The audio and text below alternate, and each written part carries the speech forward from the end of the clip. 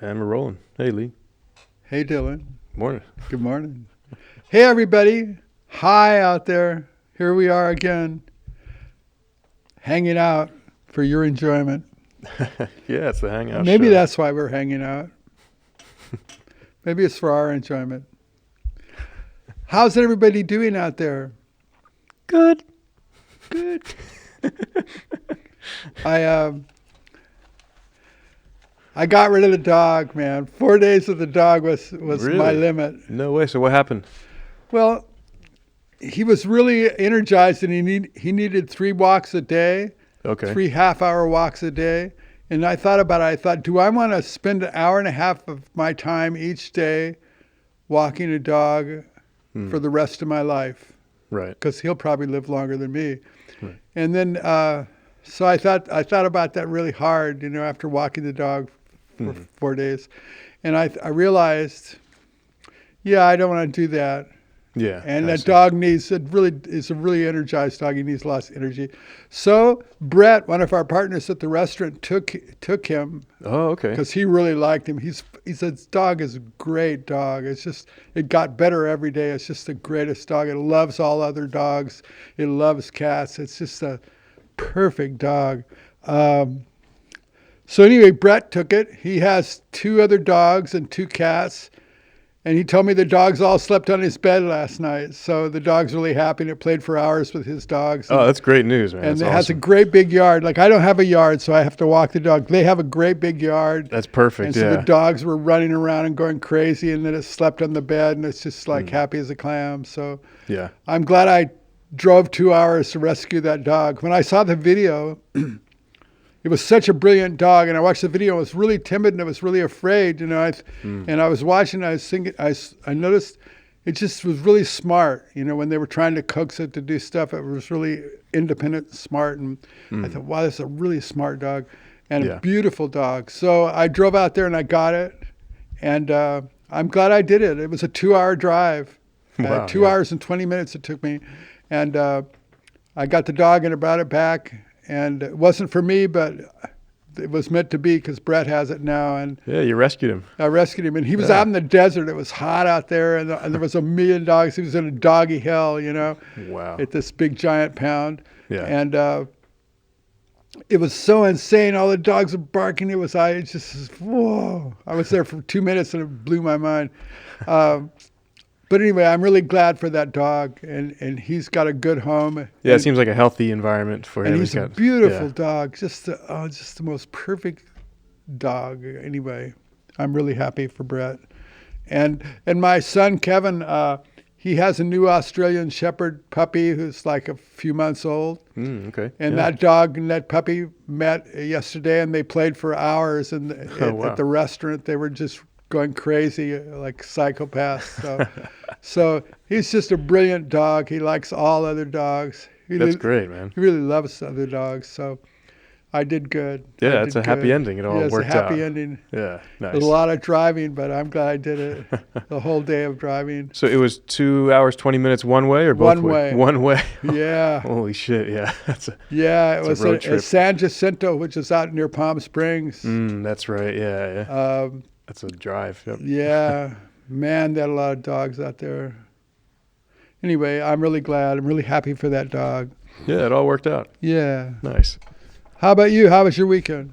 Oh, pretty good. Yeah, I've been putting together my reel, doing some editing on the computer and stuff, getting my website up to speed, and it's looking pretty good. Yeah.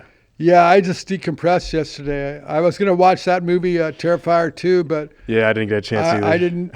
I'll watch it maybe tonight or something. Yeah. I was so wiped out after that dog. God. I met up with Gavin over the weekend. He stopped by. Yep. Is he going to come on the podcast? Yeah, he'd very much like to. He wants to bring Tyler on. He still is saying that he wants to do it once the film is finished, but he says it's about 1 more month and they're done. The editing is done. All the color grading they had to do is done. He says the colors look beautiful. They're just in the final stages of audio. That's all they have left is just audio stuff. Oh, great. Just tweaking that. So they said over the next month that should be done. It was selected to Fort Lauderdale Film Festival. When is that? That's the end of November, I believe. Oh, good. Yeah, so they were able to submit it as like a working progress because it is 99% complete. So they were able to accept it, and we're just fixing the audio, and then we'll be able to resubmit the final. That's good. They got in. Yeah, that's pretty exciting. I really want to talk to him about that movie. Yeah, I told him they got to come on. He'll probably come on maybe next month when it's done. He's got a final cut. He'll send me a copy, of course, and I'll get a chance to watch it. I've never seen the latest cut. Yeah, I saw earlier rough cuts, but they've got like a brand new one that's all fleshed out and fixed. Oh, so, wow. Yeah, looking forward to seeing It takes so much effort to make a movie. Yeah, it's shocking how much effort it takes. Right. Compared to recording music, it's like right. way harder. Like music's fun. You just play and there it is, and and you love it, But like making a film, man, I've never done anything so hard. It's fascinating how many different parts go into it, and so many moving parts in the machine. And you've got the writing, the acting, and then the set and the way the camera and the lighting. If one of those, everything's shocking. The whole thing that rides on that. Yeah. Yeah. It's like a house of cards. Yeah, ain't that the truth, man? It's so hard. Yeah. Yeah. A lot of variables. But I like our docuseries, the 5-part. I'm really happy with how that turned out. We're going to add some more stuff to it, right? Scott's coming this week or next week, and he's going to talk to us about what he thinks we need to do to make it more sellable. Oh, great. Yeah, awesome. Sellable. Yeah, I don't think adding a little more music would hurt at all. It could help be kind of like the undercurrent to the whole thing, sort of. Or even musical sections or something, Sure. He was talking about doing my music now, Yeah.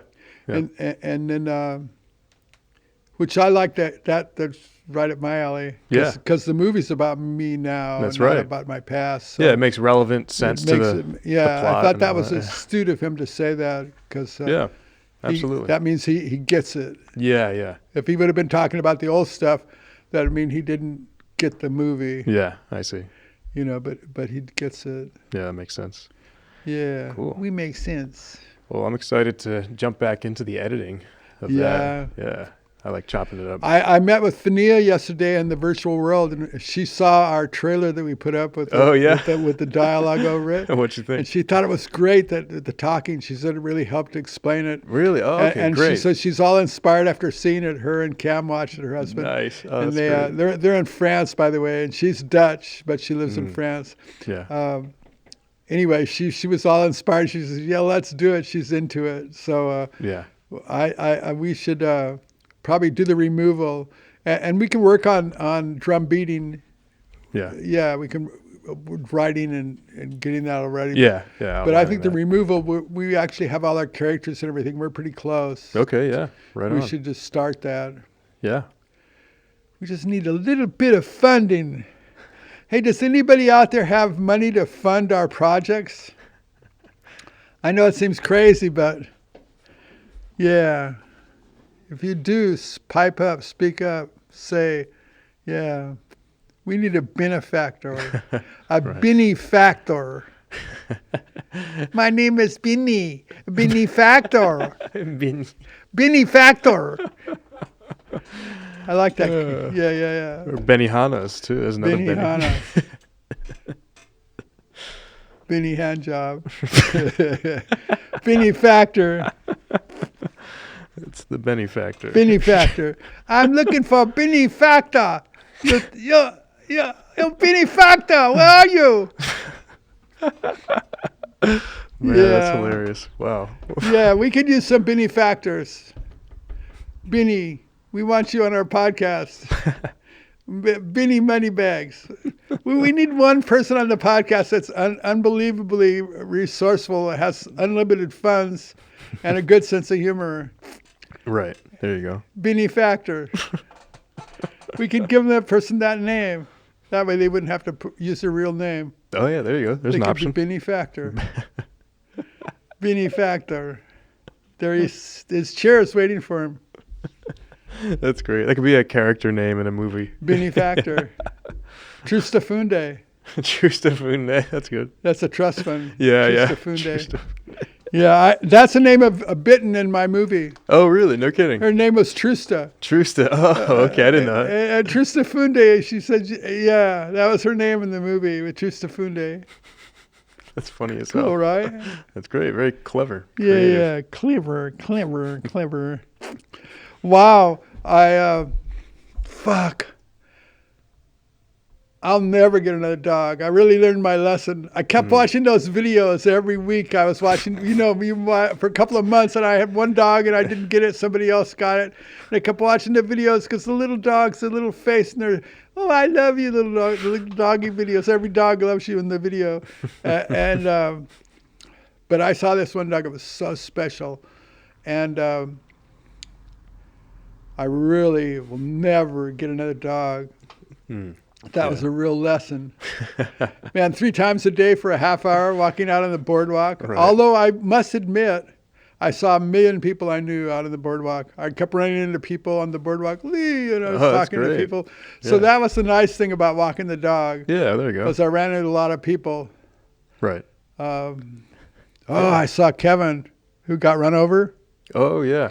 One of the local guys, one of the homeless guys here, got run over, and he was in a coma for I remember you mentioned that on the previous episode, yeah. Coma for a bunch of days, and now he's like back, but it's good to see him back. I know he's not watching my podcast, but welcome back, Kevin. That's his name. Man. Is he in a cast or anything? Or I don't know. His right arm was really messed up. Okay. I think his right part of his body was messed up. He's pretty messed up, man. But he's down there. Wow. I went down and talked to him. I talked to him for 15 minutes about his wreck and everything. I couldn't believe he could remember it because he was in a coma and everything. Yeah. But he remembers the whole thing. That's pretty startling. Wow, that's amazing. Yeah. Wow, man. Life is real out there in the street. Yeah, for real. Now, that guy's been here. I've been in this house for 30 years, and another house down the street for 10 years, and another house over. So I've been around here for 50 years, right in this neighborhood. And for the 30 years I've lived in this house, Kevin's been out there the whole time. Oh, wow. Yeah. Yeah, since I got here. These guys were here when I got here. Wow, they're lifers. Yeah. Nice. You really realize. And they're part of the community.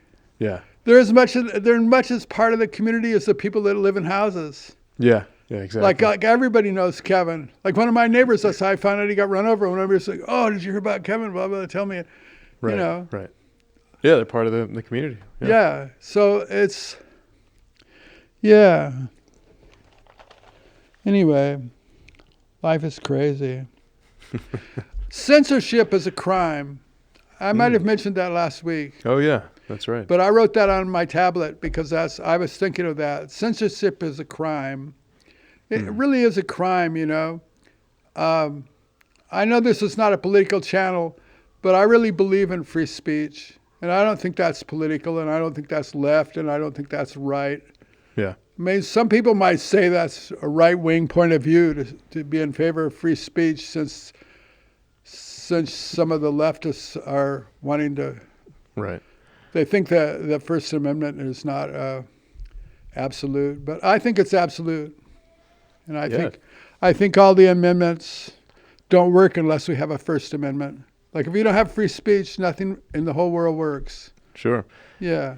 Yeah, I think that the whole red and blue thing is kind of a false dichotomy. I've met a lot of folks over the course of my life, and I don't see the world in black and white. I don't either. There's folks on the right who have some ideas, folks on the left, but we shouldn't develop in this country like this weird gang mentality where, there's an entire half of the country, they're all the same. I hate them all equally.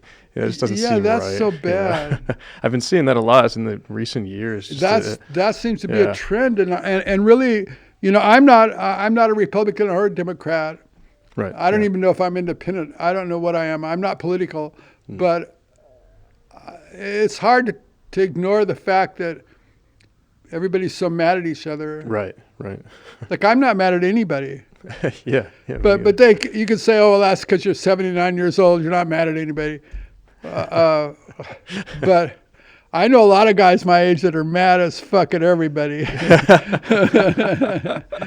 Yeah, they're fucking angry, right? Right. And so that was part of the reason of this podcast. Was we thought, well, we'll do a podcast that's not about anger. Exactly. Yeah. So we can mention that everybody's anger without being angry. Yeah. Yeah. Yep. But I would, my suggestion to the world would be less anger, more compassion, more tolerance. And be tolerant of other people's opinions, because their opinions are not poison. Other people's opinions are not going to poison you. You're not going to die from their opinion. Right. You know, and people have shit to say. I mean, everybody has stuff to say. Everybody has feelings. We don't have to hate each other. I think it's really, really wrong to hate. And it's not because I'm from the 60s and I have peace and love and everything. It's like, hate is the wrong approach. Yeah. And thinking that half the country is crazy is the wrong approach. Right. Yeah, absolutely. You know, I know some of the woke people are real adamant about their position, but a lot of the people that are Democrats are cool. For sure, yeah. And some of the Republicans are cool. Right, yeah. You get the moderates and the centrists and the independents. And some of the Republicans are assholes, and some of the Democrats are assholes. Sure, yeah. We got assholes on both sides of the spectrum. Right. But the truth is, everybody's cool. So we got to stop fighting everybody. There's nothing in it for you. That's the other thing. I think about the division that's going on in this country. There's nothing in it for anybody. There's no positive side of this divisiveness. Yeah. The not liking each other and vilifying one group or another group. Right. There's nothing. There's no positive outcome from that. Yeah, there's nothing to gain. Yeah, like we want. I don't know. We want to be bliss ninnies. We want to. We don't want to hate. Hate is so destructive, and it eats at you, you know? Yeah. And you can buy into that. It's like you buy into it. It's like buying into anything, like buying into Scientology or buying into join a cult or it's a cult of sorts. If you join a group of people that hate a whole nother group of people, that's cult behavior. That's like, that's really wrong-minded bullshit. You know, you can't hate your neighbor because he likes a black car and you only think there should be white cars. Right, yeah, exactly. I only think there should be white cars. And white cars are racist. They're right-wing racists. Everybody who drives white cars are racist. You know, I mean, that sounds ridiculous and funny, but that's about how ridiculous it is. Right. You know, hating each other, I don't know. I didn't want the show to be political. So it's not political because we're talking about hate and love. Anyway, my feeling is you'll do much better loving your neighbor than hating your neighbor. And you'll do much better if somebody's way off base and they disagree with you totally. There's some element of humor in that because you're so convinced you're right and they're so convinced they're right. And we all know in the end of the day, nobody's right. Right. Yeah, who's right? Yeah, it's like he's an Eagles fan or he's a Giants fan. You know, they both have their perspectives and their point of views, but it's I talked to an old friend of mine in San Francisco, and he's really into baseball. And they had a thing where the San Francisco team was down here, and some guy from San Francisco got killed or something in the parking lot. Oh, really? It was a big thing. Holy so shit. Everybody in San Francisco, the baseball fans, are all hating LA. And I talked to my friend. I hadn't talked to him in years, and he was full of hate for LA, and I go, man, what are you talking about? And he was just full of hate for LA, and I know there's a big San Francisco hates LA. People in LA don't even think about it, but everybody up north in San Francisco, they all have an opinion about LA, and they all hate LA. Oh wow, that's hilarious. It's like a woke virus of San Francisco, Northern California. They all hate LA, like LA is some poison or something. Wow. But and that's so crazy. Yeah. Because we're all the same. Anyway, my friend was really down in LA. And I was telling him, you know, I have friends that were appalled by what happened at that baseball game. They thought, oh, that was horrible. and they're from LA. But my friends from up north, they think everybody in LA was glad that guy got attacked, which is 100% wrong. Yeah. Everybody in LA was appalled that guy got attacked. Oh, okay, yeah. Yeah, nobody cheered that guy got. Everybody was really upset about it. Yeah. But everybody in San Francisco thinks is wrong-minded because they think everybody in LA is like that. Wow. But it's not, you know. Yeah, that's fascinating. People are nice everywhere. Everywhere you go, people are nice. Oh yeah, for sure. Yeah. And even in woke-ass California, where people make jokes about California all the time, all across the country, and all the shows, and everybody's talking about California, what a cesspool it is. Man, I'm born in California. I love California. I will die in California. This is my place, man. I love it. I smell the air here. I just, fuck. I love man. California. That's great. And I'm not leaving, man. Yeah. No matter how fucked up it gets. Dream of Californication. Californication.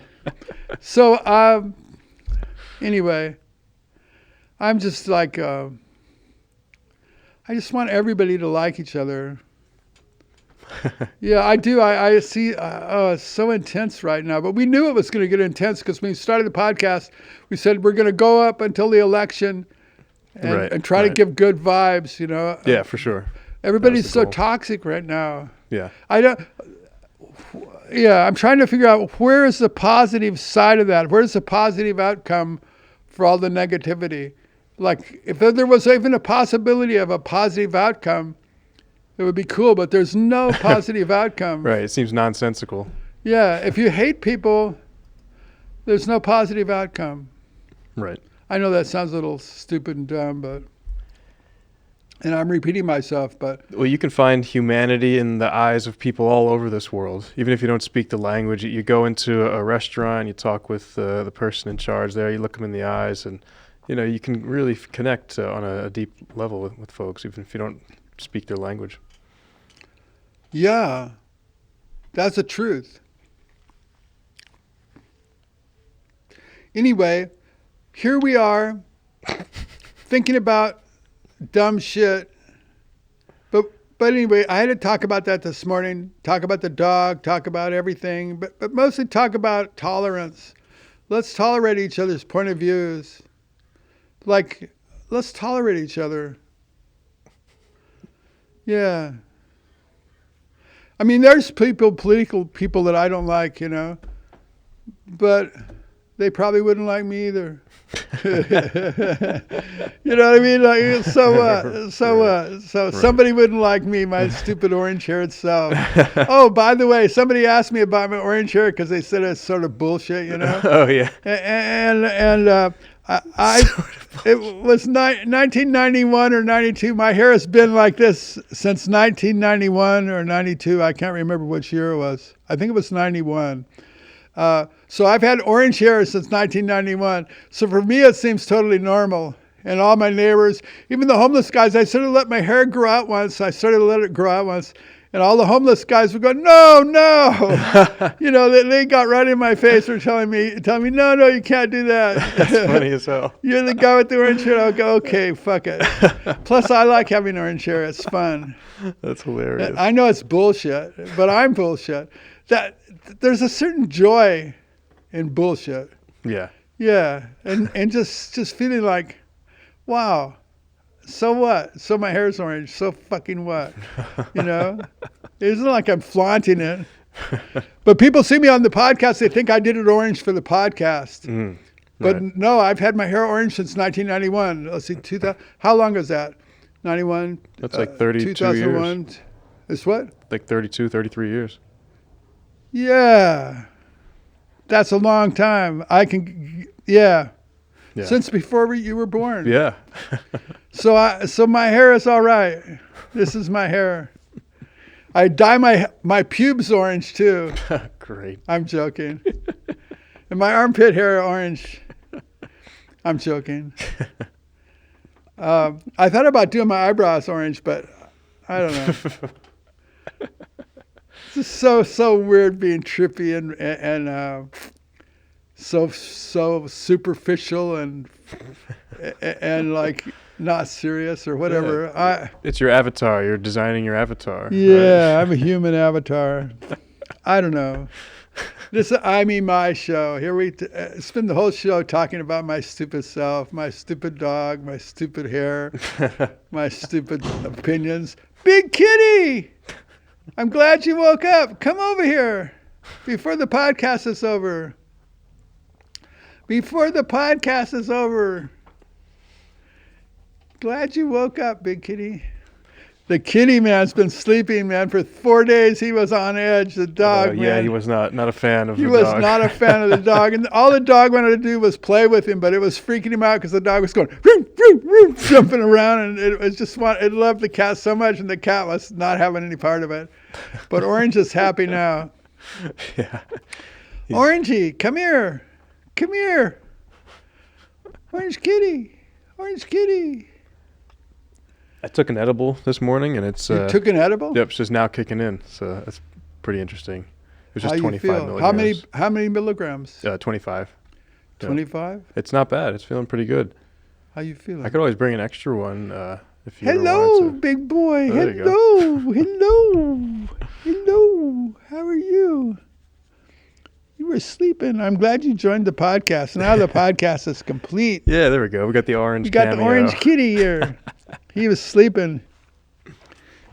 Oh, there's no dog. Don't worry. He's looking around, man. Every time he hears something, he looks around. Yeah, I didn't step in dog shit again. That one night was enough. After I took a flashlight with me every night, look for dog shit. But he didn't shit in the house anymore after the first night. Anyway. It's the orange cat fit there on the orange table. In the table. Big kitty, you're so pretty. You're such a pretty boy. Wow. Well, I guess we could go. We could stay. Everybody, we're so glad you're here. I have no stories to tell today. I'll think of a story tomorrow or the next day, some wild-ass story. I've told most of my good stories already. I notice other people in their podcasts, they repeat themselves. Like they tell their story over and over and over. I think, oh. But I guess new people have to hear that over and over. I guess so. Yeah, I guess it depends. I don't know. Yeah. Up to you, man. So you were acting in a movie. Yeah. Yep. We're shooting an indie. We talked about that. Yep. Acting in it. Arthur, if you're out there, Arthur, come on, Arthur. Come on the show. Come on, Arthur. Come on our show. Talk to us about why you saying all the weird shit in your movie. Yeah. Arthur deviated from the script, and we won't go into details, but... Well, yeah, it's been a lot of improv, which is a fascinating approach. I've never done that before. Usually, we're reading a part of the script you got to memorize for a certain scene, but we're sort of more flying freehand, which is interesting. That's weird. Yeah. Well, we're getting ready to start the movie, The Removal, the virtual movie. Oh, great. Yeah. Yeah. And I met with Finia yesterday. She's stoked. She's up for it. We're all ready to go. So that's our next project here, folks. And we're trying to finish up the other movie, the 5-part miniseries, and sell it to Netflix. And fucking hard, man. Making films is hard. Making music is a joyride. If you make a film, man, it'll make you want to make music.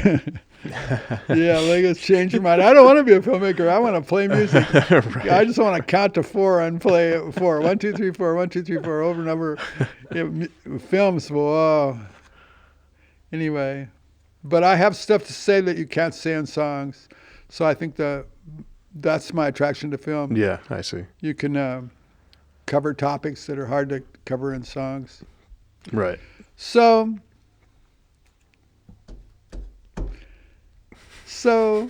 here's the big cutie. Here's the big cutie. Cool. Well, that was a half-hour episode. I guess we'll go, everybody.